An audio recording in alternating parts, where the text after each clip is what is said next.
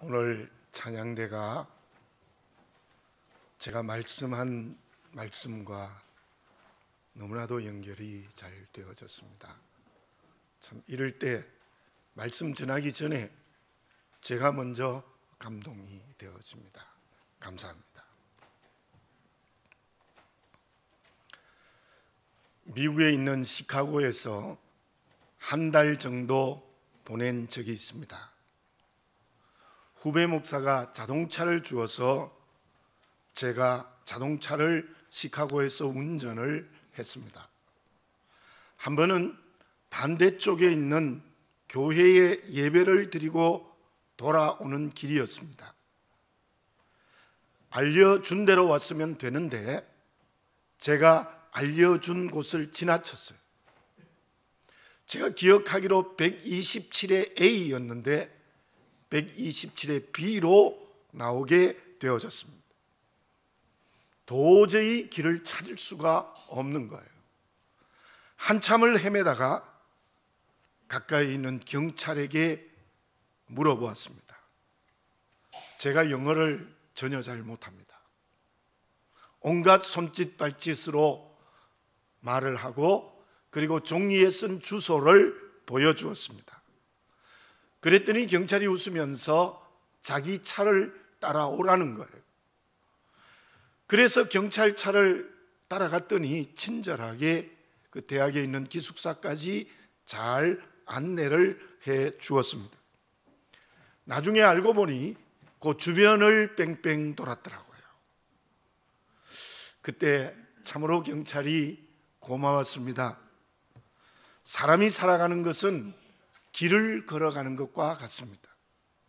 그런데 문제는 길을 잃었을 때 어떻게 해야 합니까? 대부분의 경우에 내가 발버둥 쳐도 길을 찾기 어렵습니다. 그때는 경찰과 같은 좋은 안내자가 있을 때 그 길을 제대로 찾을 수 있습니다. 오늘 읽은 본문의 말씀에 나병 환자가 나옵니다. 그 당시의 이스라엘에서는 나병 환자는 죄의 결과라고 생각하여 모든 사람이 그 사람을 향하여 손가락질을 했습니다. 죄인일 뿐만 아니라 전염이 심하기 때문에 동네에서 살 수가 없었어요. 그래서 대개 집 밖으로 나가서 동굴이나 산에서 살 수밖에 없었고, 그 당시 치료하는 의술이나 약이 전혀 없었기 때문에 그들은 그 나병으로 서서히 죽어갔던 것입니다. 하나님 앞에서는 죄인이고 사람들에게서는 소외되어졌습니다. 실로 그때의 나병 환자는 갈 길이 없었습니다. 길이 꽉 막혀 있었습니다. 그런데 본문의 말씀의 나병 환자는 그렇지 않습니다.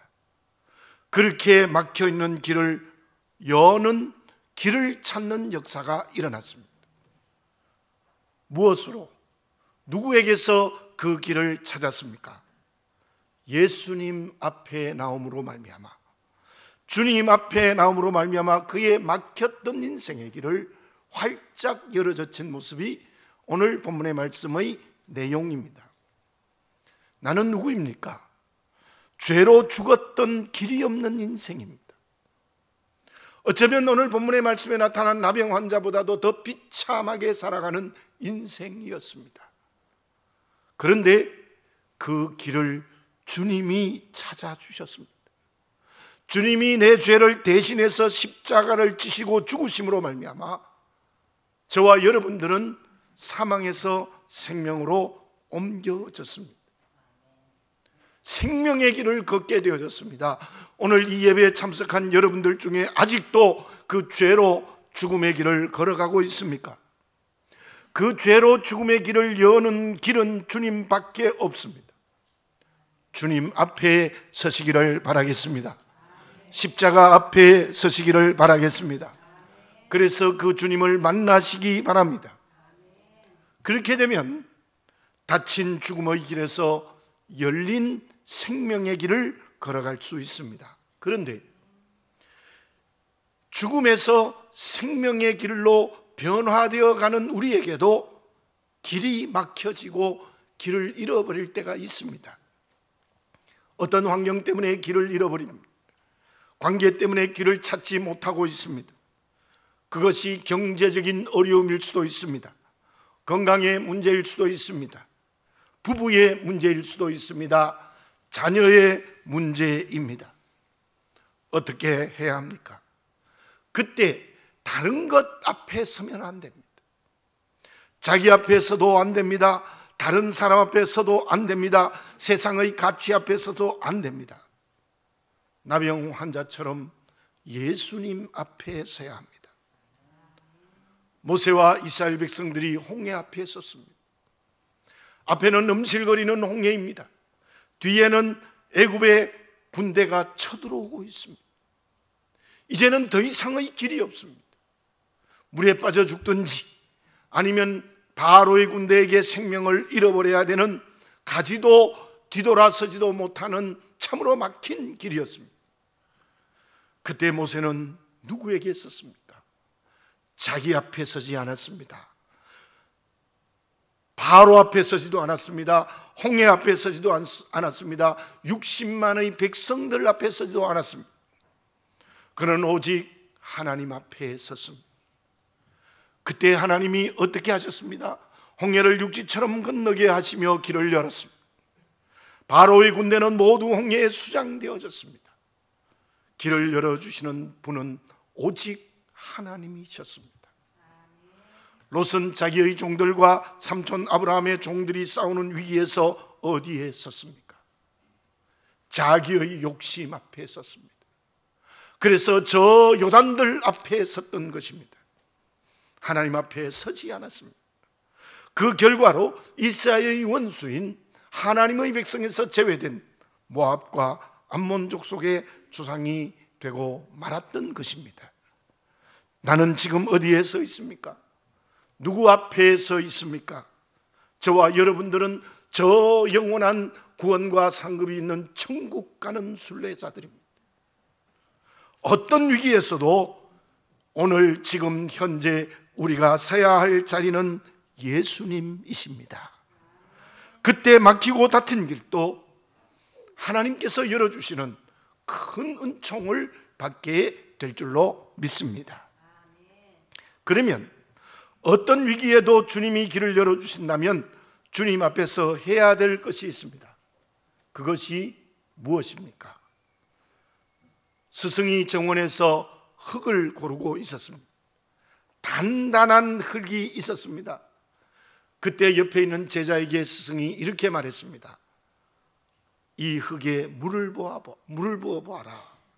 그랬더니 물을 부었더니 다 흘러가 버렸습니다. 한 방울도 스며들지 않았습니다. 스승은 다시 그 흙을 아주 가늘고 잘게 모래알처럼 부수었습니다. 그리고 다시 제자에게 말을 합니다. 이곳에 물을 부어 보아라.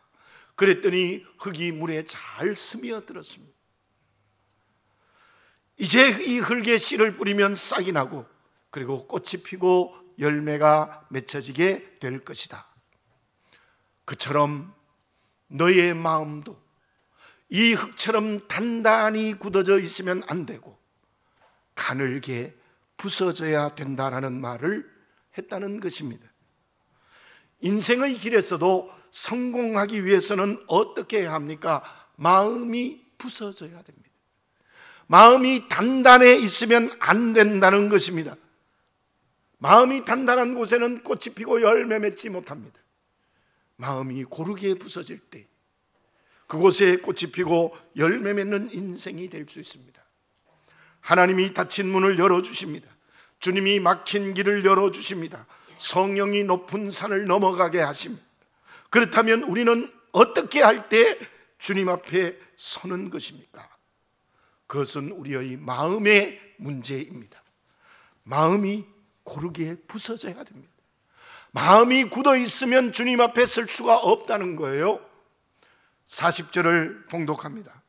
한 나병 환자가 예수께 와서 꿇어 엎드려 간구하여 이르되 원하시면 저를 깨끗하게 하실 수 있나이다. 본문의 나병 환자는 가장 먼저 주님 앞에 꿇어 엎드렸습니다. 꿇어 엎드렸다는 것은 무엇을 말합니까? 예수님, 나는 이 병을 고칠 수 없습니다. 나는 이 병을 고치기 위한 아무것도 할 수가 없습니다. 가장 먼저 이 나병 환자는 마음이 부서졌습니다. 어떻게 부서졌는가? 자기의 모든 방법을 버리고 자기의 무능을 인정했습니다. 어떤 가능성도 붙들고 있지 않았습니다. 예수님만이 이 병을 고칠 수 있습니다라는 자기의 마음이 부서진 거예요. 마음이 부서지는 첫 번째 모습은 하나님 앞에 절대적인 자기 무능을 고백하는 것입니다. 장로교를 시작한 요한 칼빈도 5가지의 원칙을 얘기할 때에 절대적인 자기 무능, 그것이 중요하다는 것입니다. 자기의 가능성을 붙들고 있으면, 자기로 굳어져 있으면, 이적인 자기로 굳어져 있으면 결코 주님 앞에 설 수가 없습니다. 그리고 간구했습니다. 간구했다는 말씀이 성경에 많이 나오는데요, 그 말씀은 단순하게 기도드렸다는 것이 아니에요. 힘을 다하여 간절히 기도했다는 겁니다. 온 힘과 열정으로 기도했다는 겁니다. 어쩌면 이 나병 환자는 소리를 지르면서 간절히 기도했을 것입니다. 주님 앞에서 마음이 부서지는 두 번째의 모습은 전심으로 기도드리는 겁니다. 적당히 기도드리는 것이 아닙니다. 어쩌면 금식하고 정말 자기의 전 실존을 내어붓고 간절히 기도드릴 때 그것이 주님 앞에 서는 것입니다. 마음이 부서지는 두 번째 원칙은 적당히 기도드리는 것이 아니라 전심, 전열정으로 하나님께 기도드려야 된다는 것입니다. 세 번째 나병 환자는 어떻게 기도드렸습니까? 원하시면 저를 깨끗하게 하실 수 있나이다. 원하시면 저를 깨끗하게 하실 수 있나이다. 세 번째 마음이 부서지는 것은 주님이 저를 치유할 수 있다는 믿음을 가졌던 거예요. 믿음으로 기도했습니다. 주님 앞에 서는 것은 주님의 능력을 인정하고 믿어야 됩니다. 주님의 능력을 믿지 않으면 주님 앞에 서는 것이 아닙니다. 오늘 이 시간 자기를 정직하게 보시기 바랍니다. 환경과 관계의 위기에 떼이지 않습니까? 그런데 다른 것 앞에 서 있지 않습니까? 왜 다른 것 앞에 서 있습니까? 주님 앞에 서시기 바라겠습니다. 어떻게 해야 합니까? 나는 방법이 없습니다. 온 전 힘을 다하여 기도드려야 됩니다. 또한 믿음으로 기도드려야 됩니다. 아직도 주님 앞에 서기는 섰는 것 같은데 나의 방법을 붙들고 있지 않습니까? 적당히 기도드리고 있지 않습니까? 믿지 못한 기도이지 않습니까? 마음이 부서지지 못했습니다. 그 사람은 주님 앞에 섰다 해도 주님 앞에 선 것이 아닙니다. 마태복음 17장과 마가복음 9장에 이러한 사건이 기록되어져 있습니다. 주님이 변화산상에서 내려왔습니다. 산 아래에는 한 아이가 귀신이 들려 물에도 넘어지고 불에도 넘어집니다. 9 제자들이 아무리 손을 얹고 기도해도 치유되지 않습니다. 그때 주님 앞에 그 아버지가 무릎을 꿇습니다. 그리고 간절히 기도합니다. 아들이 물에도 넘어지고 불에도 넘어집니다. 할 수 있거든 고쳐주십시오. 그랬더니 예수님이 이렇게 말씀하십니다. 할 수 있거든이 무슨 말이냐? 믿는 자에게는 능치 못할 일이 없느니라 하셨더니 이 아버지가 내가 믿나이다. 아마 굉장히 큰 소리로 외쳤던 것 같아요. 내가 믿나이다. 주여 내가 믿나이다. 그때 주님이 그 아이의 귀신을 쫓아내고 그 병을 치유해 주셨습니다. 그 아이의 아버지의 자세가 이 나병 환자와 똑같습니다. 나는 방법이 없습니다라고 자기의 무능을 고백하여 무릎을 꿇었습니다.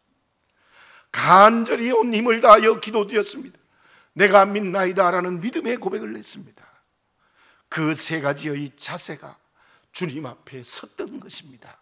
그곳에 문제가 해결되는 역사가 일어났습니다.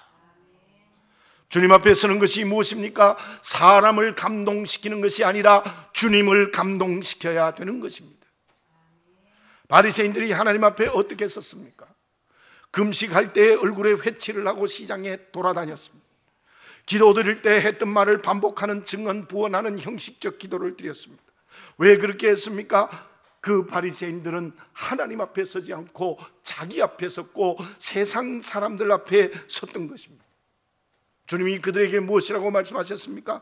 너희가 기도할 때에 사람 앞에 서지 말고 하나님 앞에 서도록 하라고 명령하셨던 것입니다. 우리 모두 무슨 일을 만나든지 주님 앞에 서야 됩니다. 진정 주님 앞에 서는 것이 무엇입니까? 모든 일, 모든 관계의 어떤 위기에도 주님의 은혜 앞에 서는 것입니다. 내 공로 앞에 서지 않는 겁니다. 그 일과 관계의 문제를 힘을 다하여 하나님께 말씀드려야 합니다. 그리고 주님이 해결해 줄 수 있다는 믿음의 기도를 드려야 된다는 겁니다. 그 말을 다른 말로 하면 무엇입니까? 어떤 일이든지 무슨 관계에 어떤 위기가 있든지 그 위기의 일에 매이면 안 돼. 그 위기에도 하나님의 뜻이 있어요.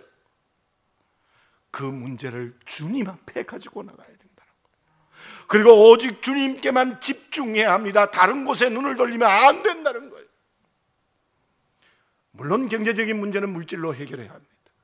건강의 문제는 병원에 가서 치유받아야 됩니다. 관계의 문제는 그 사람과 풀어야 됩니다. 그것을 하지 말라는 것이 아니라 경제적인 문제든지 건강의 문제든지 관계의 문제든지 그 문제를 푸는 분이 주님이셔야 된다는 거예요. 내가 하려고 하지 말라는 거예요. 다른 사람 앞에 서지 말라는 거예요. 그때 다른 사람 앞에 서거나 내 앞에 서는 것은 그것은 우상입니다. 이스라엘 백성들이 가나안에서 잘못한 것이 무엇입니까? 바알 우상 앞에 섰어요. 바알 우상이 오늘 우리에게 물질입니다. 물질이에요. 여러분, 물질의 문제도 건강의 문제도 관계의 문제도 그 모든 것을 하나님이 어떤 방법으로 푸시든 간에 주님 앞에 서는 것이 필요하다는 것을 잊지 아니하시는 말씀이 되어지시기를 바라겠습니다. 모든 일에 주님께 집중합시다. 다른 곳에 서지 말고 주님 앞에 서야 합니다. 다시 말씀드립니다. 주님의 절대적인 은혜 앞에 서야 합니다. 간구하여 기도드려야 합니다. 믿음으로 기도드립시다.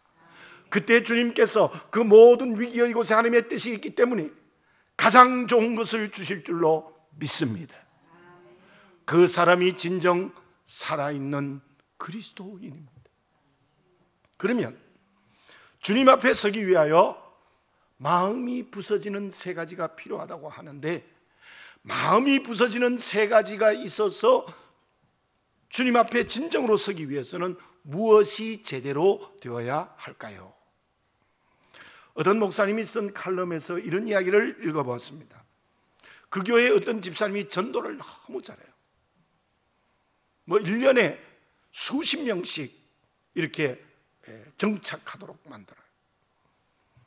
그런데 그 목사님이 가만 보니까 그 집사님이 하는 방법이 참으로 좋았다 하면서 기록했어요. 이 집사님이 친구를 만나면 그 친구는 불평과 원망을 막 늘어놓습니다. 여러분들 여성들 만나면 남편 욕을 많이 한다면서요? 잘 모르겠는데요. 여기 써놨어요. 막 남편을 그렇게 불평한대요. 남편이 막 옷도 거꾸로 던져놓고 막 어떻고 그렇게 자세히 적어놨어요. 그리고 자녀에 대해서도 그렇게 불평이 많대요. 실컷 들고 있던 이 집사님이 이렇게 물어본대요. 어느 대학에 다닙니까? 이렇게 물어봤대요. 난 대학 문 앞에도 못 갔는데 내가 가만히 보니까 너는 불평대학의 짜증학과에 다니는 것 같다. 그렇게 얘기했어요. 그리고는 나는 감사대학의 행복학과에 다니는데, 그런 얘기를 한대요. 물론 아주 친한 친구 관계이지요. 그래서 전도를 하면요, 그 사람이 정말 예수를 잘 믿게 된대요. 여러분들도 한번 좋은 친구에게 써먹어보면 좋지 않을까, 그런 생각이 들어집니다. 그런데 놀라운 것은 그 친구가 예수를 제대로 믿었다는 거예요. 그래서 언제나 입에 나오면 남편에게도 감사, 자녀에게도 감사, 감사의 말이 입에 붙었다는 거예요. 이제 다음 주일이 감사절이고 또 이번에 우리 감사주간인데 여러분들 진짜 감사의 말을 해야 돼요. 감사의 말을 해야 돼요. 원망의 말, 불평의 말 이런 거 하면 안 돼요.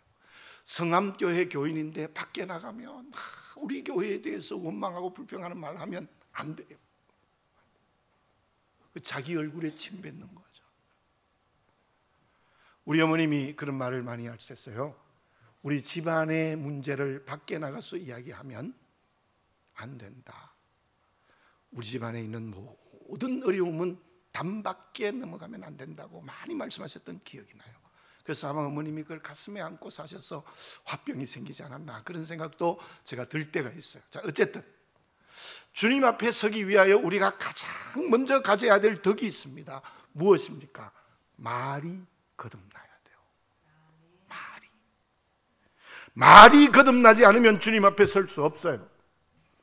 매일 불평의 말하고 짜증의 말하고 걱정의 말하고 염려의 말만 하고 그 말이 습관이 되면 결코 주님 앞에 설 수 없습니다. 그 사람의 마음이 부서지지 않습니다.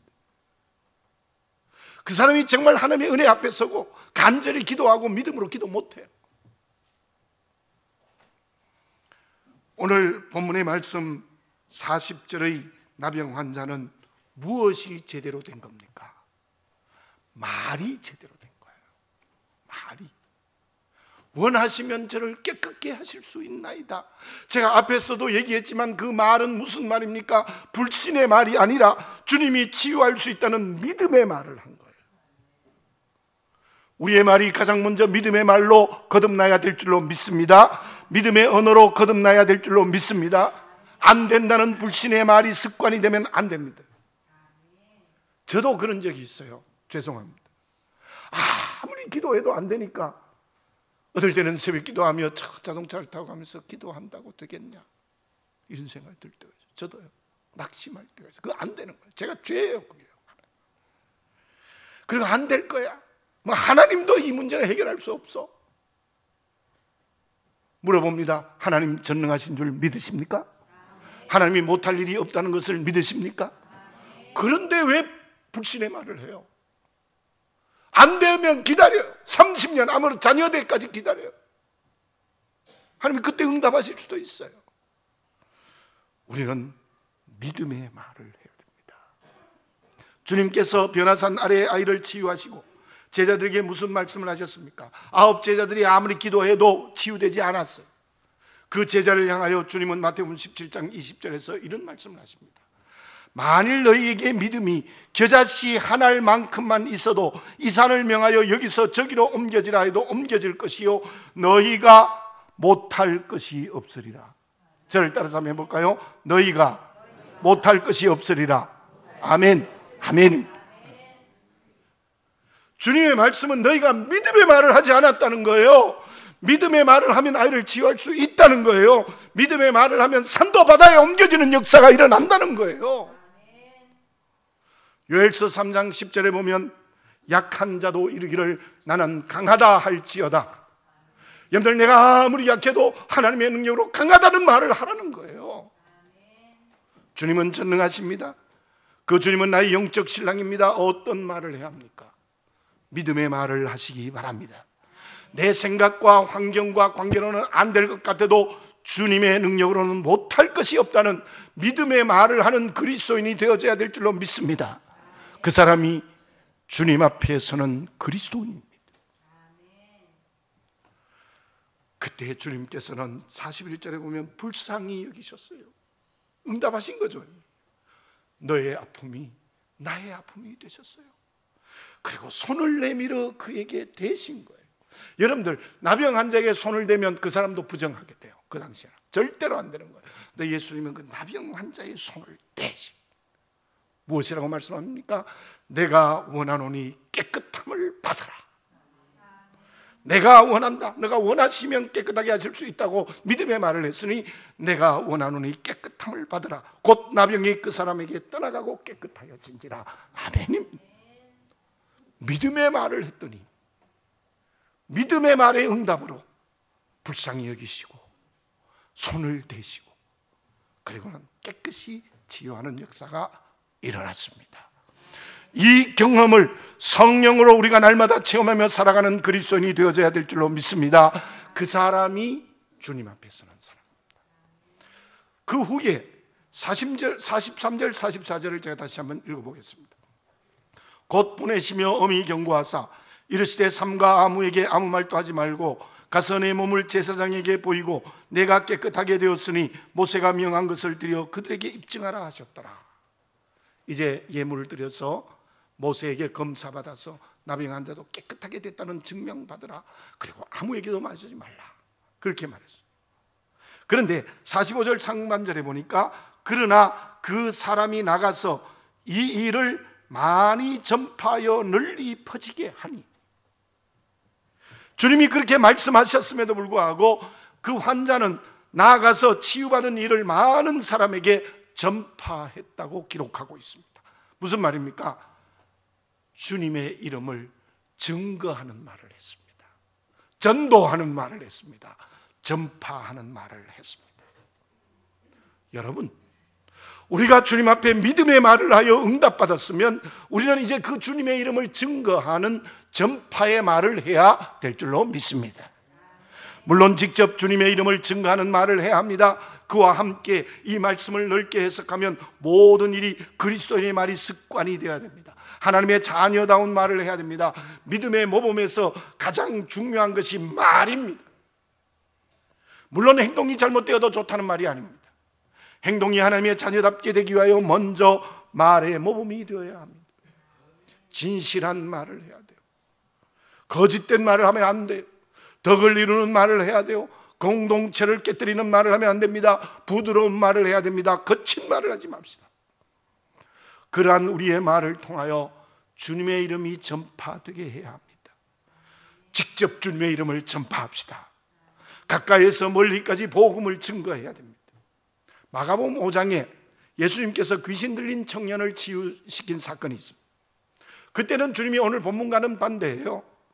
마가복음 5장 19절에 보면 이렇게 명령합니다. 이 일을 내 가족에게 알려라.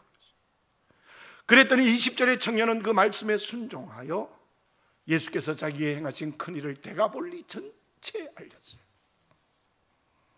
우리는 일반적으로 소극적인 건 죄라고 생각합니다. 우상을 섬기지 말라, 안식일을 지키라, 살인하지 말라, 간음하지 말라, 도둑질 말라, 이런 말씀을 어기는 게 죄이다. 맞습니다. 그러나 어떻게 보면 적극적인 말씀을 어긴 것이 더 큰 죄일 수 있습니다. 오직 성령이 임하시면 너희가 권능을 받고 예루살렘과 온 유대와 사마리아와 땅끝까지 이르러 내 증인이 되리라. 정말 내 이름을 땅끝까지 증거하는 말을 하라. 주님이 승천하시기 직전에 주신 마지막 말씀입니다. 그 말씀을 불순종하여 전파의 말을 하지 않는 것이 죄일 수 있습니다. 주님의 이름을 전파하는 말을 합시다. 직접 전도하는 말을 해야 합니다. 뿐만 아니라 그리스도인다운 말을 해야 합니다. 불신의 말을 하지 맙시다. 믿음의 말을 합시다. 이 시간 우리 모두 성령으로 우리의 말이 온전히 거듭나시기를 바라겠습니다.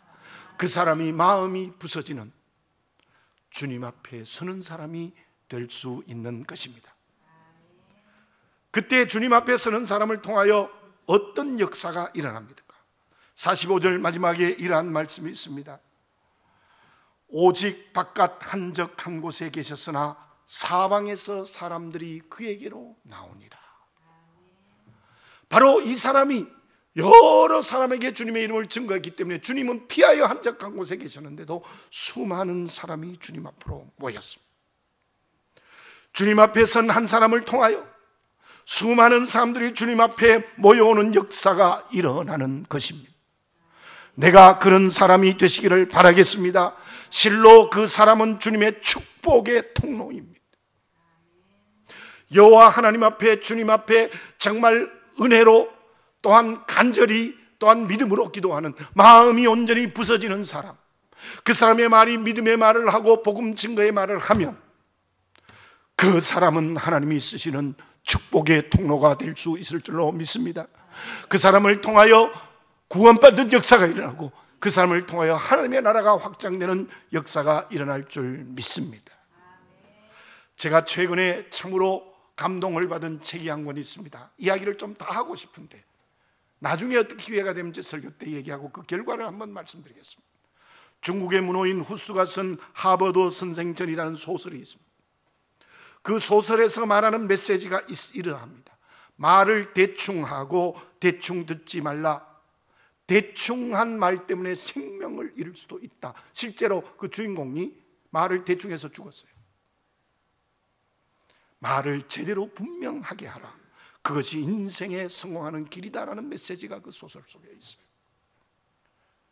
저와 여러분, 말과 행동이 주님 앞에 서야 합니다. 말이 거듭나서 마음이 부서져 주님 앞에 서야 합니다. 그때 우리의 모든 길을 열어주신 하나님의 은혜를 내가 축복받을 뿐만 아니라 다른 사람을 구원하는 축복의 통로가 될 수 있을 줄로 믿습니다.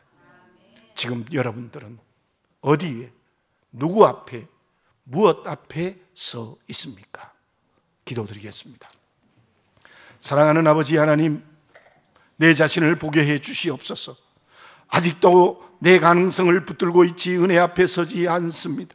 간절히 기도하지 않습니다. 온 힘을 다하여 기도하지 않습니다. 믿음의 기도를 하지 않습니다. 우리의 말은 언제나 불신앙의 말로 가득하지 않습니까? 그래서 주님 앞에 서지 못하지 않았습니까? 복음 증거의 말을 하지 못하고 가만히 침묵하고 있는 내 말의 모습이 아니옵나이까? 그래서 주님 앞에 서지 못하여 막힌 길에서 두려워 떨며 울고 있지 않습니까? 주여, 성령으로 내 마음이 부서지게 하여 주시옵소서. 말이 성령으로 거듭나게 하여 주시옵소서.